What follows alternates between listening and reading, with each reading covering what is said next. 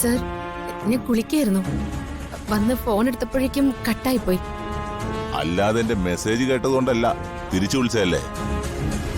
Sir, അത് ശരിക്കും പിന്നെ ഇന്നലെ എന്റെ പിള്ളേരെല്ലാം കൂടി കുറച്ച് കുഴപ്പം പിടിച്ചൊരു കാര്യം ചെയ്തു. ആ, സോഷ്യൽ മീഡിയയിലൊക്കെ ഒരു സംഭവം കറങ്ങി നടക്കുന്നുണ്ട്. കാര്യം എന്താണെന്നറിയോ? സിറ്റിയിലൊരു ഡോക്ടർ എനിക്ക് കുറച്ച് പണം തരാനുണ്ടായിരുന്നു. കുറച്ചു കാലം ഡോക്ടർ മുങ്ങി നടന്നു. പിന്നെ ചോദ്യം ചോദിച്ചപ്പോ അതിന്റെ പേരും പറഞ്ഞ് എന്നെ ഇങ്ങോട്ട് ഭീഷണിപ്പെടുത്തി. എന്റെ പിള്ളേര് സഹിക്കോ? ഇന്നലെ രാത്രി എന്നെ അവനെ പൊക്കി. എന്നിട്ടെന്താ, ഒരു നഗരപ്രദക്ഷിണം ഇടിച്ച് ചതച്ച് ശരീരത്തിലുണ്ടായിരുന്ന തുണിയും പറിച്ചെടുത്ത് അവനെ സിറ്റിയിലെ നടുറോട്ടിലിറക്കി.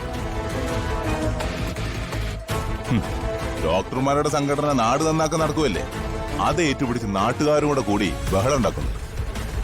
പക്ഷേ അതൊന്നും എന്റെ അടുത്തേക്ക് വരില്ലെന്നേ. അല്ല, അപ്പൊ ഞാനെന്താ പറയാൻ വന്നത്? പണത്തിന്റെ കാര്യം. ഇനിയിപ്പോ ഈ ഡോക്ടറുടെ സ്ഥാനത്ത് വീണയാണെങ്കിലും എനിക്ക് വലിയ കുഴപ്പമൊന്നുമില്ല. സർ, അത് ഒരു പെണ്ണാണ്, അത്യാവശ്യം പേരെടുത്ത ആളല്ലെന്ന് ഞാൻ വിചാരിച്ചത്. ഈ തന്ന അവധിയൊക്കെ തീർത്തു കളഞ്ഞില്ലേ? ഇനി ഞാൻ തനി സ്വരൂപം കാണിക്കണോടി. സർ, പണത്തിന് വേണ്ടി തന്നെയാ ഞാൻ ഇപ്പൊ നിൽക്കുന്ന സ്ഥലത്തേക്ക് വന്നത്.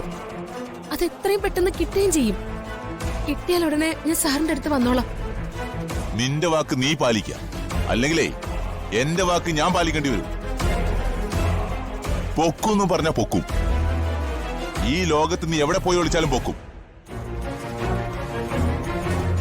ഇനി എന്റെ ഫോൺ വരുമ്പോ എടുക്കാതിരിക്കാൻ നോക്കണ്ട. ഒരു മെസ്സേജ് അയക്കാനുള്ള ഗ്യാപ്പ് എനിക്ക് തന്നാ ഞാൻ നിന്റെ കൺമുമ്പിലുണ്ടാവും. ഓക്കെ?